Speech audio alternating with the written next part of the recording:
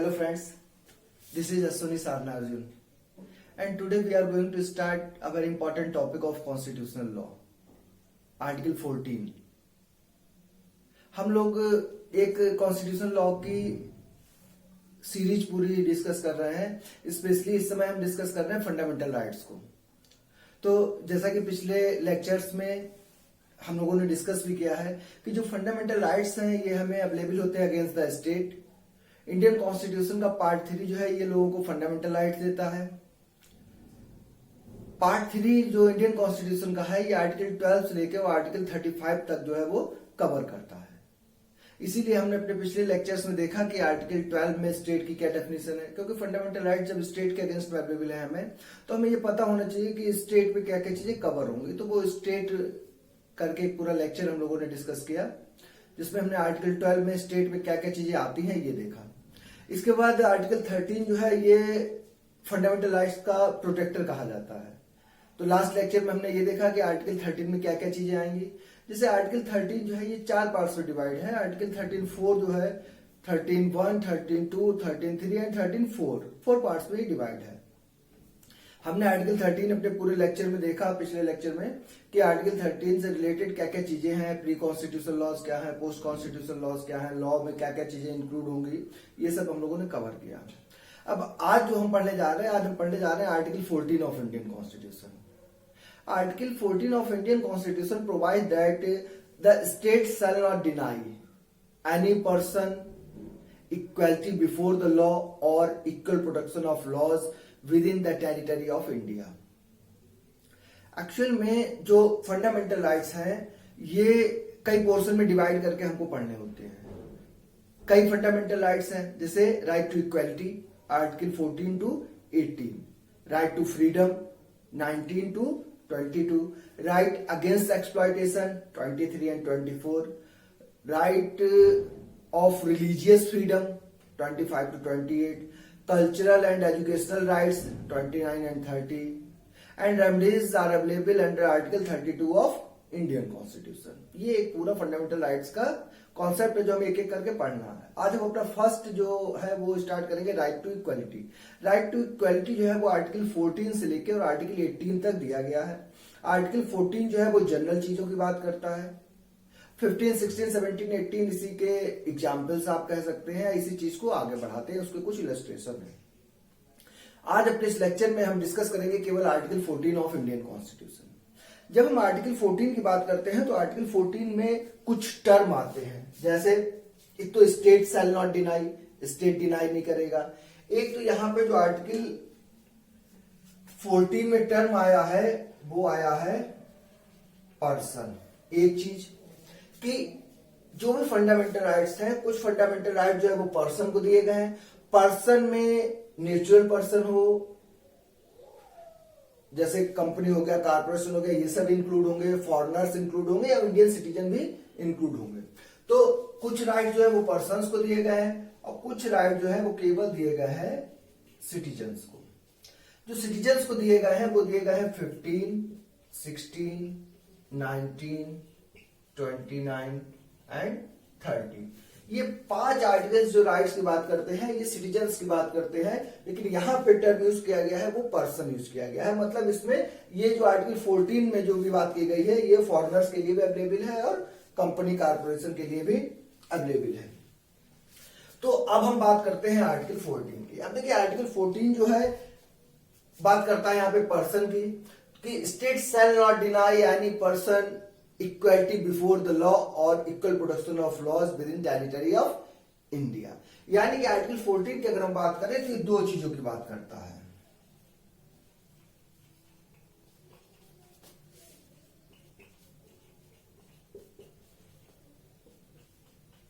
एक तो ये बात करता है इक्वलिटी बिफोर द लॉ, दूसरा ये टर्म यूज करता है इक्वल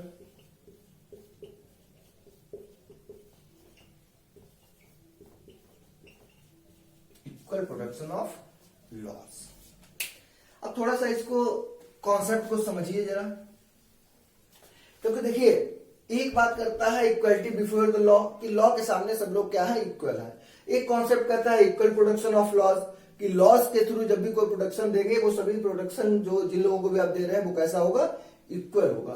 तो जनरली अगर आप देखिए तो दोनों ही टर्म का मतलब लगभग एक ही लगता है कि इक्वालिटी होनी चाहिए, लेकिन अगर ये दोनों का मतलब एक ही होता तो ये दोनों टर्म लिए नहीं जाते। तो इसके पीछे एक बहुत ही अच्छा कॉन्सेप्ट है जो आपको समझने की जरूरत है। पहली चीज तो जो इक्वालिटी बिफोर द लॉ का कॉन्सेप्ट है, ये कहा जाता है कि ये एक नेगेटिव कॉन्सेप्ट है। एक चीज कहां से ये लिया गया है, ये ब्रिटेन से लिया गया है। ब्रिटेन में भी स्पेशली एक कॉन्सेप्ट है रूल ऑफ लॉ। ये रूल ऑफ लॉ का कॉन्सेप्ट जो इक्वालिटी बिफोर ऑफ लॉ की बात करता है, ये रूल ऑफ लॉ का कॉन्सेप्ट है। रूल ऑफ लॉ का कॉन्सेप्ट वैसे तो एडवर्ड कोक ने दिया था, लेकिन इसको पूरा सिस्टमैटिक वे में अच्छे से डायसी ने इसको प्रोपाउंड किया। तो ये कहा जाता है कि रूल ऑफ लॉ का कॉन्सेप्ट जो है वो डायसी का है, लेकिन एक्चुअल में इसको सबसे पहले एडवर्ड कोक ने दिया था। तो रूल ऑफ लॉ क्या कहता था, एक्चुअली में पहले कॉन्सेप्ट होता था the king can do no wrong, कि राजा कोई गलती कर ही नहीं सकता है, राजा ने जो भी कह दिया वही सब सही है और राजा सबसे ऊपर होता था। लेकिन जैसे जैसे वेलफेयर स्टेट का कॉन्सेप्ट आने लगा, वेलफेयर के स्टेट के बाद एक कॉन्सेप्ट आया कि लॉ जो है वो मतलब रूल जो है वो किसका होना चाहिए, लॉ का होना चाहिए। यानी कि अब लॉ के सामने जितने भी लोग हैं वो सभी इक्वल होने चाहिए, किसी तरीके का कोई डिस्क्रिमिनेशन नहीं होनी चाहिए। ये रूल ऑफ लॉ बात करता है। रूल ऑफ लॉ की अगर हम बात करें तो ये जो डायसी ने दिया है इसमें 3 पॉइंट्स होते हैं। एक तो पॉइंट जिसका होता है सुप्रीमेसी ऑफ लॉ,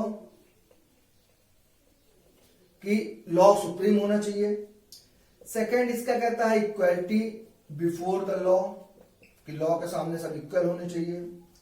और थर्ड ये कहता था प्रीडोमिनेंस ऑफ लीगल स्पिरिट। तो डायसी के रूल ऑफ लॉ के जो फर्स्ट एंड सेकंड कॉन्सेप्ट है, ये supremacy of law, equality before the law जो है ये हमारे कॉन्स्टिट्यूशन में अडॉप्ट किया गया। लेकिन प्रीडोमिनेंस ऑफ लीगल स्पिरिट का ये कॉन्सेप्ट जो है वो एक्चुअली हमारे यहाँ उतना एज इट इज नहीं अप्लाई किया गया, क्योंकि हमारे यहाँ जो है वो कॉन्स्टिट्यूशन वो सुप्रीम है।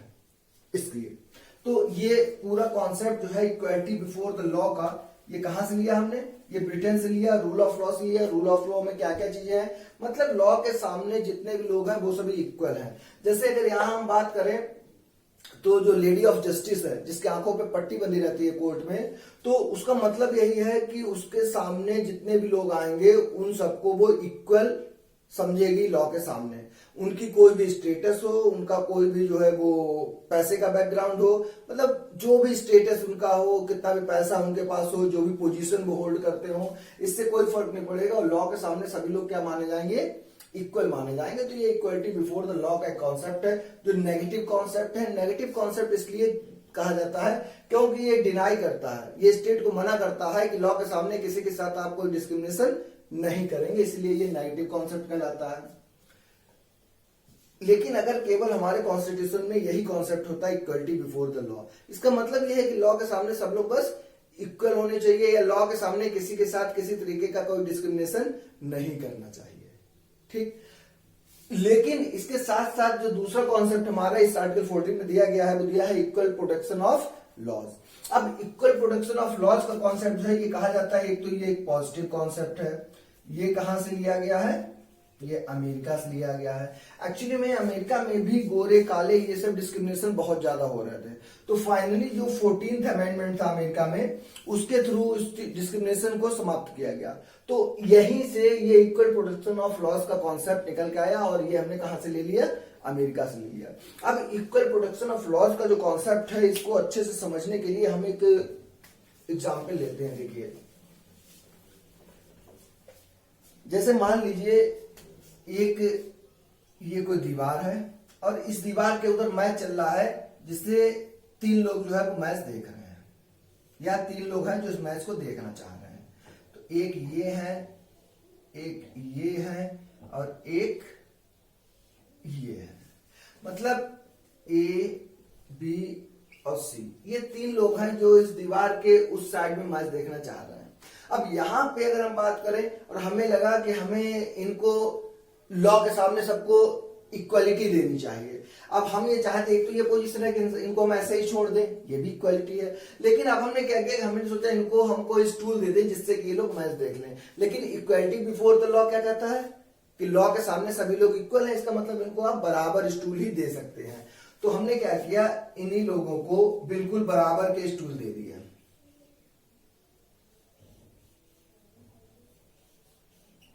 इन बराबर के स्टूल देने से जो ए थे ये तो बहुत ऊपर निकल गए, बी जो है ये भी यहां पे आ गए मान लीजिए, और सी जो है ये अभी भी यहीं पे है।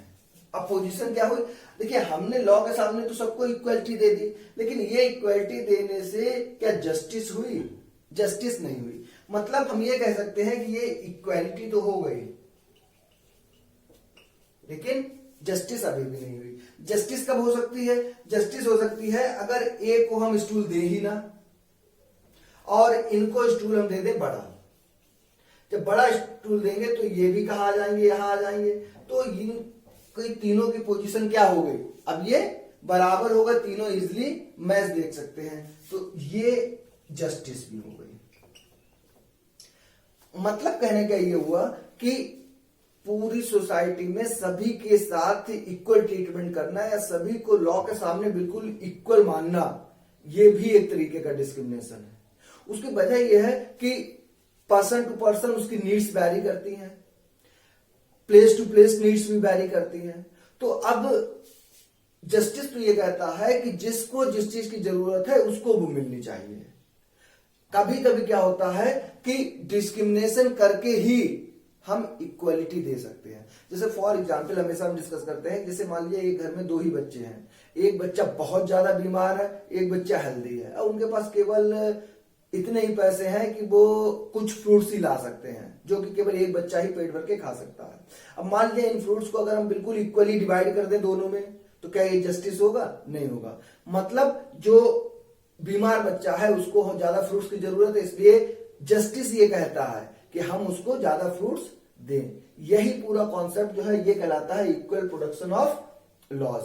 इक्वल प्रोडक्शन ऑफ लॉज ये कहता है कि जब भी आप किसी को किसी लॉ के थ्रू प्रोटेक्ट करेंगे, जब भी आप उसको कोई रेमेडी देंगे, कोई प्रोटेक्शन देंगे, तो उस समय आप उसको इक्वली ट्रीटमेंट करेंगे।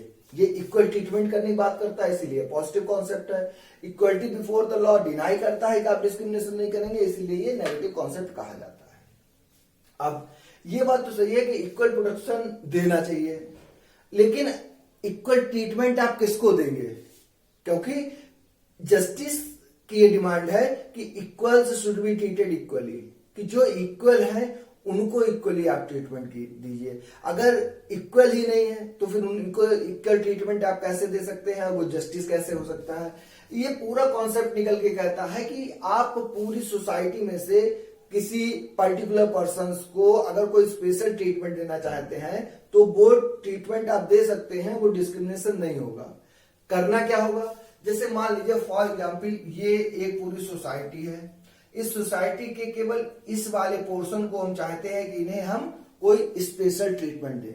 अब इनको आप स्पेशल ट्रीटमेंट देना चाहते हैं, कोई स्पेशल एक्ट इनके साथ करना चाहते हैं, इसका मतलब क्या हुआ कि इस पूरी सोसाइटी में से इन लोगों को आपको अलग करना होगा। ठीक है, मान लीजिए इन लोगों को हमने क्या कर लिया, अलग कर लिया।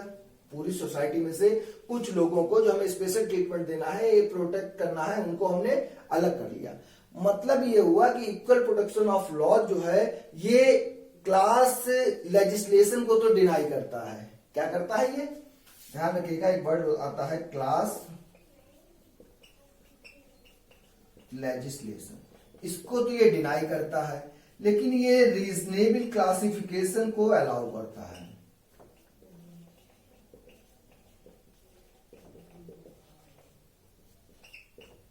मतलब क्या हुआ कि क्लास लेजिस्लेशन आप नहीं कर सकते, लेकिन रीजनेबल क्लासिफिकेशन आप कर सकते हैं। अब रीजनेबल क्लासिफिकेशन कैसे होगा? देखिए, जैसे हमने इस पूरी सोसाइटी में से इन लोगों को अलग कर लिया। अलग करने का मतलब क्या है? हमने इसको डिस्क्रिमिनेशन कर लिया। तो पहला पॉइंट जो है वो ये कहता है रीजनेबल क्लासिफिकेशन का कि जिस ग्राउंड पे आप कुछ लोगों को पूरी सोसाइटी से अलग करके एक क्लास बना रहे हैं, ठीक है, तो जिन लोगों को आप अलग कर रहे हो तो अलग करने के पीछे कोई ग्राउंड होंगे, तो ये कहता है कि ये ग्राउंड जो है वो रीजनेबल होने चाहिए। मतलब ये जो आप डिफरेंशिएट करेंगे ये होना चाहिए इंटेंसिबल डिफरेंशिया पे, यानी कि रीजनेबल क्लासिफिकेशन के लिए आपको दो चीजें प्रूव करनी होंगी। पहला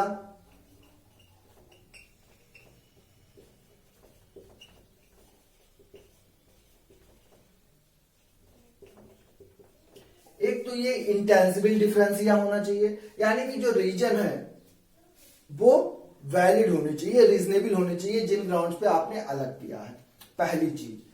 दूसरा ये कहते हैं रेशनल होना चाहिए।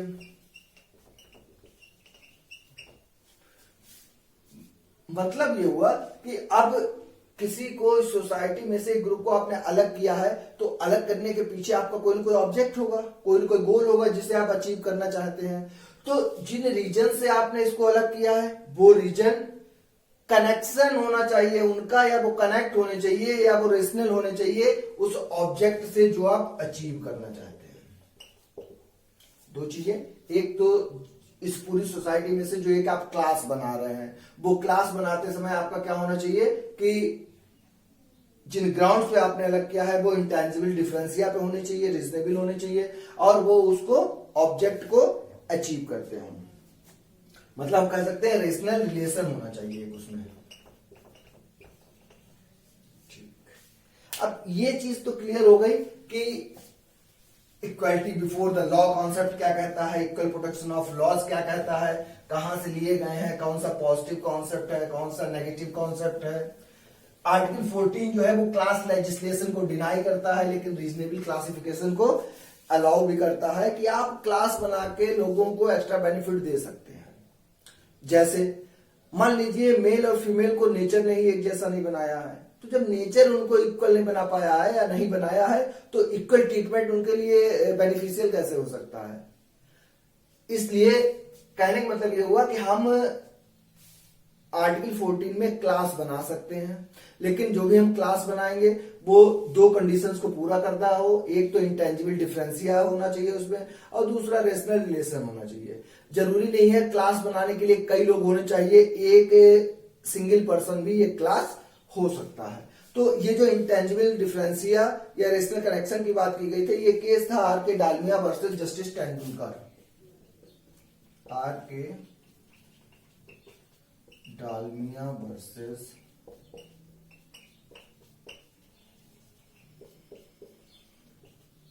एक ये केस था R K Dalmia versus justice Tendulkar 1958 का ये केस था। इसमें यही दोनों बातें डिस्कस की गई थी कि अगर आप कोई क्लास बनाते हैं तो वो इंटेंजिबल डिफरेंशिएट होना चाहिए और रेशनल रिलेशंस होना चाहिए। तो ये एक पूरा कॉन्सेप्ट है हमारा आर्टिकल 14 का।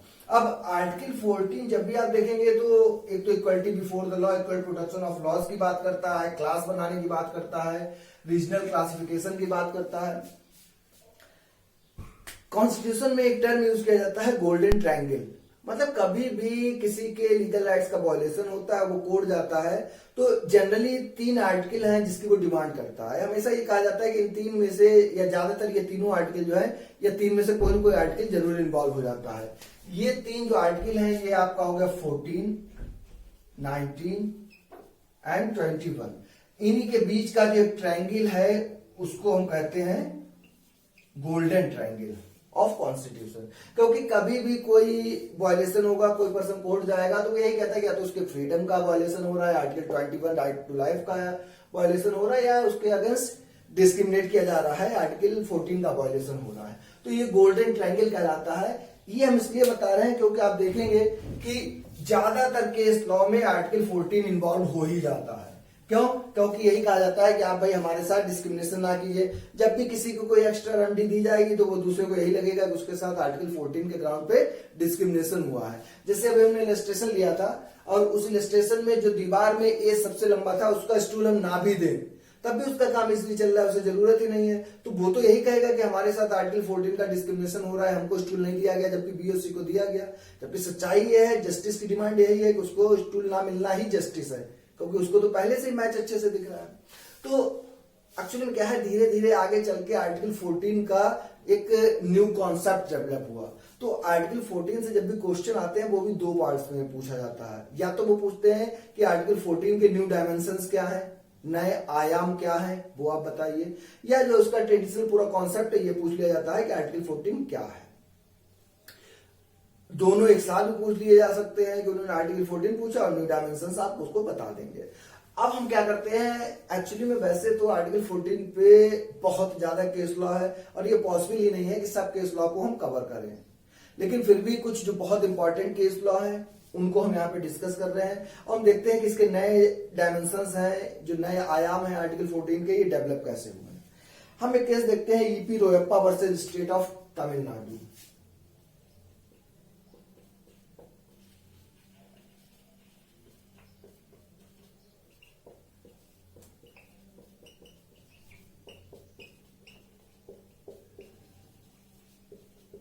ये केस हुआ E P Royappa versus state of Tamil Nadu. ये कहा जाता है कि इसी केस से जो नए डायमेंशंस हैं आर्टिकल 14 के, नए आयाम हैं, उसका कॉन्सेप्ट जो है निकल के आया। एक्चुअली में इस केस में कोर्ट का कहना था कि जो राइट टू इक्वलिटी का कॉन्सेप्ट है, इसके कई डायमेंशंस हैं, ये एक बहुत डायनेमिक कॉन्सेप्ट है और इसे कुछ चीजों में बांध के नहीं रखा जा सकता। मतलब इसके लिए एक कोई स्टैटिक फार्मूला नहीं हो सकता है। ये नहीं हो सकता है कि हमने जैसे E बराबर MC स्क्वायर, अब केवल इसी बेस पे ही पूरा फॉर्मूला लगा के हमें जो है वो आंसर निकालना होगा। E P Royappa versus state of Tamil Nadu में कोर्ट का ये कहना था कि ये कॉन्सेप्ट जो है ये बहुत डायनेमिक है, इसके कई डायमेंशंस हैं और इसलिए इस केस में कहा गया था जो आर्बिट्रेरीनेस है, जो मनमानापन है, उसके लिए इस कोर्ट का कहना था कि अगर किसी भी मामले में आर्बिट्रेरीनेस आ जाती है तो आर्बिट्रेरीनेस आने का सीधा सा मतलब ही होगा कि राइट टू इक्वलिटी का वायलेशन या आर्टिकल 14 का violation. E P Royappa versus state of Tamil Nadu. और हम कुछ केस डिस्कस करते हैं, जैसे केस था DS नकारा versus union of India. DS नकारा versus union of India. DS नकारा वर्सेस यूनियन ऑफ इंडिया के केस में क्या हुआ था, एक पर्टिकुलर डेट से पहले जो लोग रिटायर हुए थे और एक पर्टिकुलर डेट के बाद जो लोग रिटायर हुए थे, इन दोनों की जो पेंशन दी जानी थी उसके डिस्क्रिमिनेशन किया गया था। तो डिस्क्रिमिनेशन के ग्राउंड पे, आर्टिकल 14 के वॉयलेशन के ग्राउंड पे इस केस को लाया गया कोर्ट में और कोर्ट ने यही कहा कि एक पर्टिकुलर डेट से पहले जो लोग रिटायर हो रहे हैं, जो बाद में रिटायर हो रहे हैं, उनके साथ जो आप डिस्क्रिमिनेशन कर रहे हैं, ये आर्टिकल 14 का सीधा सीधा वायलेशन है। ये तो कहा गया DS नकारा में। DS नकारा के बाद आर्टिकल 14 पे एक और हम लीडिंग केस देख सकते हैं, मिट्ठू versus state of Punjab. Mitthu versus state of Punjab में सेक्शन जो 303 है IPC का, इसकी वैलिडिटी को चैलेंज किया गया था। अब सेक्शन 303 क्या कहता है? सेक्शन 303 एक डिस्क्रिमिनेशन करता है दो लोगों के बीच में। किन किन लोगों के बीच में? एक पर्सन जो सिंपल है, जो एक स्पेसिफिक पैटर्न पे नहीं आता है, जो सेक्शन 303 कहता है, वो अगर मर्डर कर दे, या एक दूसरा पर्सन। मतलब इन्होंने क्या किया, इन्होंने एक ही बात कही कि अगर कोई पर्सन जो जेल में है और जिसको लाइफ इंप्रिजनमेंट दिया गया है, एक पर्सन जो जेल में है, जेल में क्यों है? क्योंकि उसको लाइफ इंप्रिजनमेंट दिया गया है किसी ऑफेंस की वजह से। अब अगर जेल के अंदर ही ये कोई मर्डर कर देता है तो इसको फिर मैंडेटरी था कि इसको कैपिटल पनिशमेंट ही दिया जाएगा। लेकिन और कोई पर्सन अगर मर्डर करता है तो ये मैंडेटरी नहीं है कि उसको कैपिटल पनिशमेंट ही दिया जाएगा, उस पर कई चीजें देखी जाएंगी। अगर लगता है कि अरेस्ट ऑफ रेयर केस है तो उसको कैपिटल पनिशमेंट दिया जाएगा, अदरवाइज उसको और दूसरी सजा भी दी जा सकती है।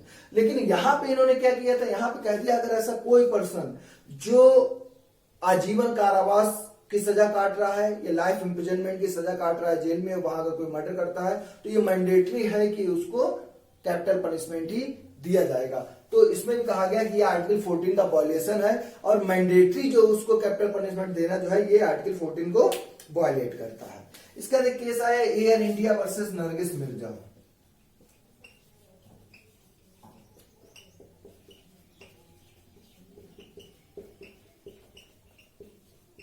Air India versus Nargis Mirza भी आर्टिकल 14 पे बहुत इंपॉर्टेंट केस है। इसमें जो एयर होस्टेस थे उनको प्रेगनेंसी के दौरान जो है वो डिस्क्रिमिनेशन किया गया था उनके साथ प्रेगनेंसी के ग्राउंड पे। तो यहां भी कोर्ट ने यही माना कि ये आर्टिकल 14 का वायलेशन है। इसके बाद एक केस और अगर हम देखें, रणधीर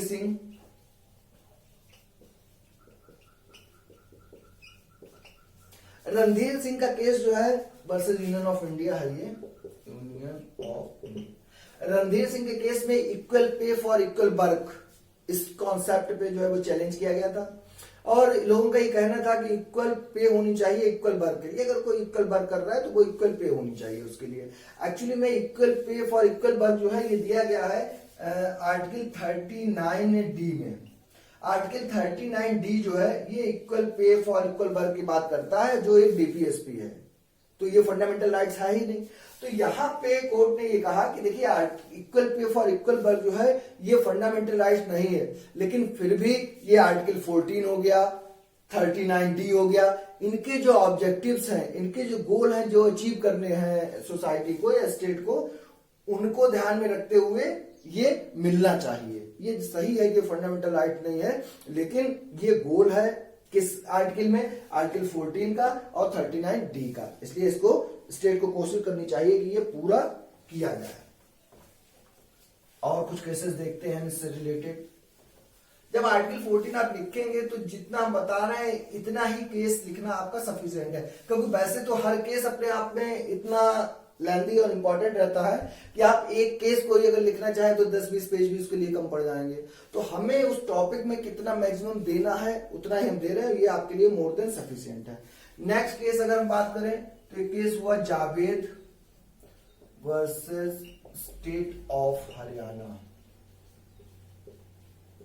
यहां पे क्या हुआ, ये स्टेट ऑफ हरियाणा में इन्होंने कहा कि अगर किसी पर्सन के 2 से अधिक बच्चे हैं तो वो पंचायत चुनाव में इलेक्शन नहीं लड़ सकता है। तो इसी चीज को चैलेंज किया गया Javed versus state of Haryana में, और ये कहा गया कि ये जो है वो आर्टिकल 14 का वायलेशन है। कोर्ट ने ये कहा कि अगर ये रूल बनाया जाता है कि किसी के 2 बच्चों से ज्यादा बच्चे हैं तो वो ये इलेक्शन में उसको कुछ डिस्क्रिमिनेशन अगर किया जा रहा है तो ये आर्टिकल 14 का वायलेशन नहीं करता है। क्यों? क्योंकि अगर ये रूल बनाया जाएगा तो ये जो पॉपुलेशन है उसको कंट्रोल करने में बहुत हेल्दी इसका रूल रहेगा। इसलिए उन्होंने कहा कि Javed versus state of Haryana में ये आर्टिकल 14 का वायलेशन नहीं करता है। मेनका गांधी के केस में भी ये बातें निकल के आई कुछ।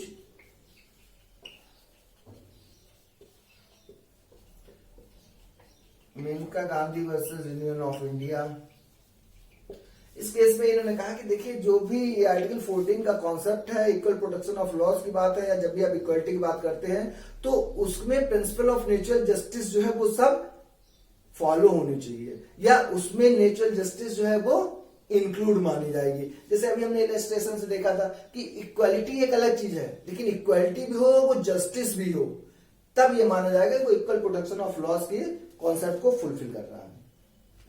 इसके बाद कुछ और बहुत इंपॉर्टेंट और लीडिंग केसेस हैं जो पिछले 2-3 साल में आए हैं, या आप ये कह सकते हो कि पिछले 2-3 साल में कोर्ट ने जितने भी बड़े जजमेंट दिए हैं, ठीक है, वो जो है वो आर्टिकल 14 से कहीं ना कहीं रिलेट है या उसको डील करते हैं। अब यहाँ पे ये केसेस इतने बड़े बड़े हैं और इतने ये पॉपुलर रहे हैं कि आप इन केसेस के बारे में सब जानते हैं, बस यहाँ पे आपको पता करना है उनका नाम, कि कौन से केस का नाम जो है वो किस चीज से रिलेटेड है, क्योंकि पिछले 2-3 साल में जितने भी केसेस आए हैं आप अच्छे से जानते हैं। हम एक केस बात कर रहे हैं Saira Bano versus union of India.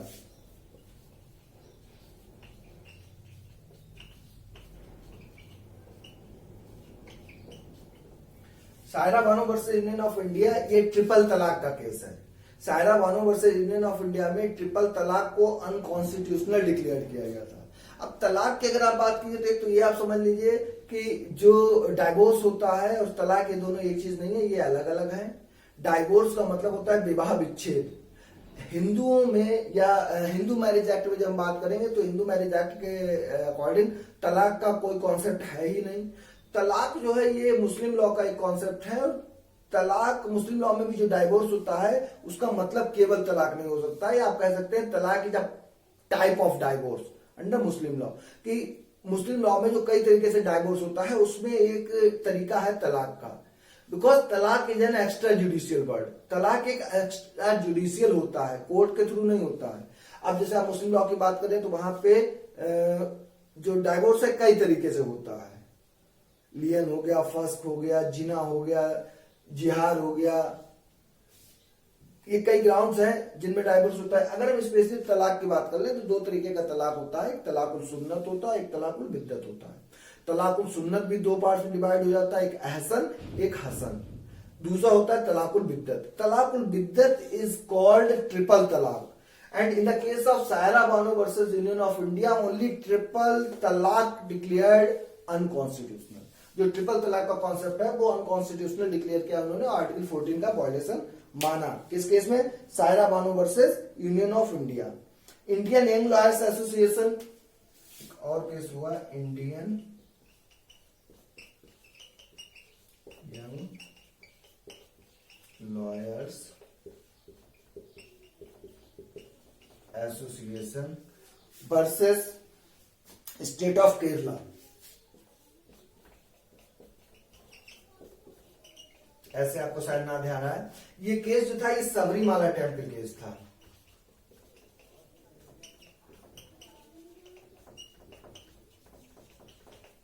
Sabarimala temple case का केरला में एक मंदिर है सबरीमाला, जहां पे एक पर्टिकुलर टाइम पे फीमेल्स को जाने से मना कर दिया जाता था। तो इसको जब चैलेंज किया गया तो कोर्ट ने यही कहा कि नहीं, ये जो है ये आर्टिकल 14 का वायलेशन है। और अगर हम बात करें तो नवतेज सिंह जौहर का भी केस जो है वो आर्टिकल 14 पे न्यू डायमेंशंस में आ जाता है। नवतेज सिंह जौहर वर्सेस, केवल आप ऐसे कर देंगे नवतेज सिंह जौहर का केस। नवतेज सिंह जौहर का केस जो है ये सेक्शन 377 ऑफ आईपीसी का है। अब यहां पे जो 377 था ये भी कहा गया कि ये जो है सेक्शन 377 आर्टिकल 14 का वायलेशन करता है, ठीक, और ये डिस्क्रिमिनेट करता है। तो नवतेज सिंह जौहर जो है ये 377 वाला केस हो गया। और अगर हम इस पे बात करें कुछ इंपॉर्टेंट केस की, Joseph cine versus union of India.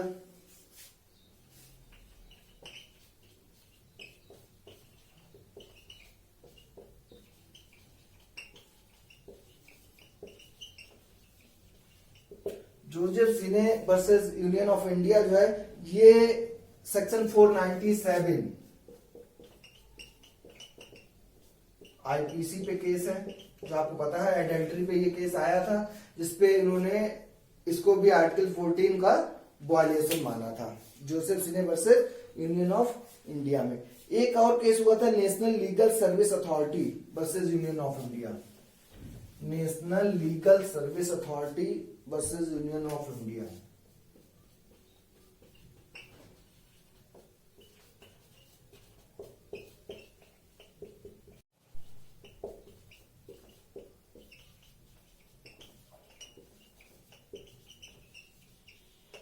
National legal service authority versus union of India में क्या था, जो आर्टिकल 14 में टर्म दिया गया है पर्सन, तो इस पर्सन में पहले क्या होता था, केवल मेल और फीमेल को इंक्लूड माना जाता था, लेकिन इस केस में इन्होंने कह दिया जो ट्रांसजेंडर है ये भी इंक्लूड होगा टर्म पर्सन में। मतलब national legal service authority versus union of India में कोर्ट का ये कहना था कि जो ट्रांसजेंडर टर्म है ये भी पर्सन में इंक्लूड होगा। इसके अलावा आप देखेंगे तो और कई केसेस हो सकते हैं जो आर्टिकल 14 से डील करेंगे। तो ये हमारा पूरा एक कॉन्सेप्ट हुआ आर्टिकल 14 का, एक उसका ट्रेडिशनल कॉन्सेप्ट पूरा, फिर उसका न्यू डायमेंशंस में आज तक जितने भी लीडिंग केस हुए लगभग 13 to 14 इंपॉर्टेंट केस लॉ हमने आपको आर्टिकल 14 पे दे दिया है। अब जैसा कि हमने आपको बताया था कि आर्टिकल 14 से लेकर आर्टिकल 18 तक राइट टू इक्वालिटी की बात करता है। आर्टिकल 14 एक जनरल रूल की बात करता है, इसका 15, 16, 17, 18 जो है वो इसके इलस्ट्रेशन या आगे इसको इलेबोरेट करते हैं या इसके एग्जांपल्स हैं। तो आज के लेक्चर में हम डील करेंगे सिर्फ आर्टिकल 14 और नेक्स्ट लेक्चर जो होगा उसमें हम आर्टिकल 15 को कवर करेंगे। तो उम्मीद यही है कि ये आपको इजिली समझ में आ गया होगा। इसमें बस यही है कि जब भी आप इसको लीजिएगा तो पेन और कागज साथ में रखिएगा, जिससे कि आप जितनी भी इंपॉर्टेंट चीजें उसको नोट डाउन करके अपना एक सिनॉप्सिस बना लीजिए पूरा। और बाकी अगर चैनल को सब्सक्राइब नहीं किया है अभी तक इसको सब्सक्राइब कर लीजिए, और आपको अगर समझ में आ रहा है तो प्लीज अपने फ्रेंड्स को भी शेयर कीजिए। Thanks a lot.